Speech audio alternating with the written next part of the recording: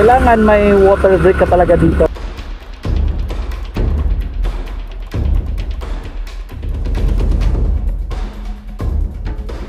Magandang araw mga kapigado. Panibagong araw, panibagong vlog na naman ang ating tatalakayin. Mga kapigado, andito po tayo ngayon sa bayan ng Tupi, South Cotabato. Kung saan mga kapigado, kitang-kita sa likuran itong daanan mismong kapigado mula sa Tupi papunta po itong Malandag, Sarangani Province mga kapigado. Tara, samahan nyo ako at titingnan natin at iikutin natin itong daanan kung talagang simentado na ba ito.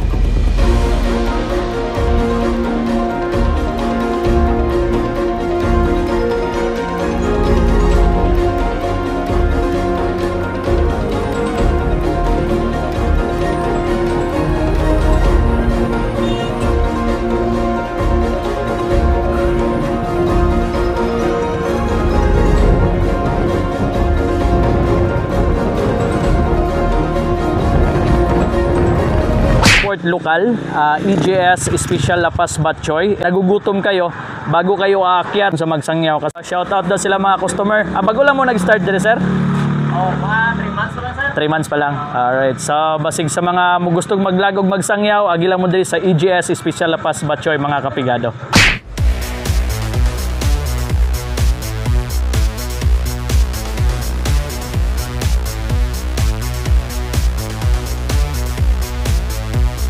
Right mga kapigado, sa mga nakamotor pwede tayong dadaan dito sa rough road, no? Dito sa mismong rough road. And then sa mga naka 4 wheels pwede tayong dadaan dito sa mismong simentadong daanan. Ikot lang yan. Let's go, dito tayo dadaan.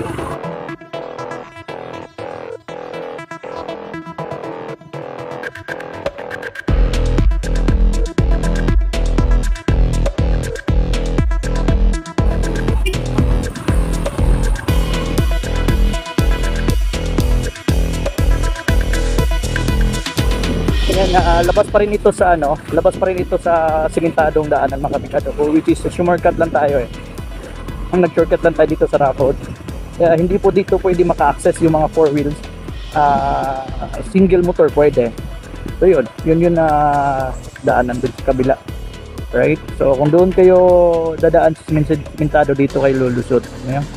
Doon. So ito na to Barangay Cebuano ng Tupi, South Cotabato. Ayan. So simentado na to paakyat.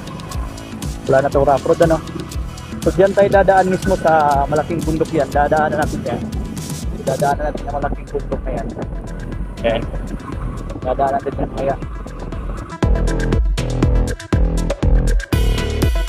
And sa mga gusto nyong magpalamig muna, so may madadaanan tayo dito ng Tanyungon Spring Resort. Yan natin kung anong itsura ng kanang resort.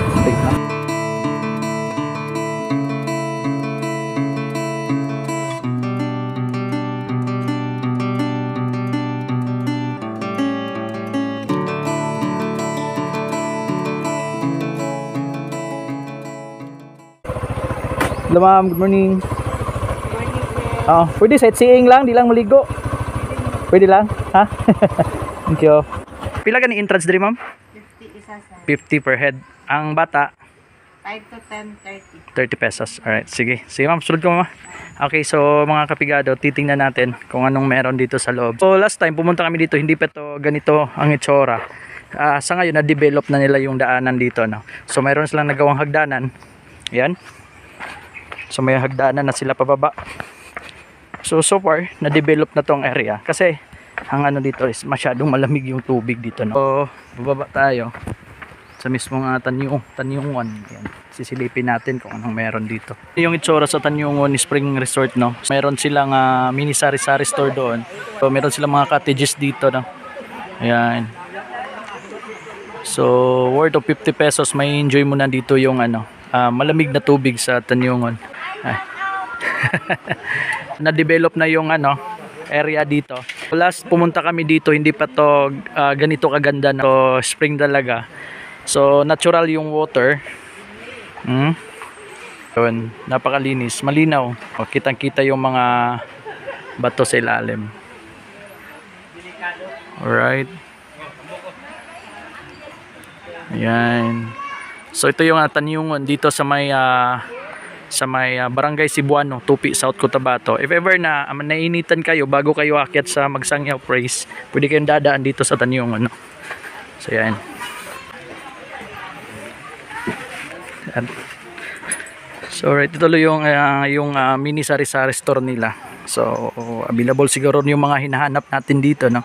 So ano bang hinahanap pag maliligo? Siyempre mga pagkain,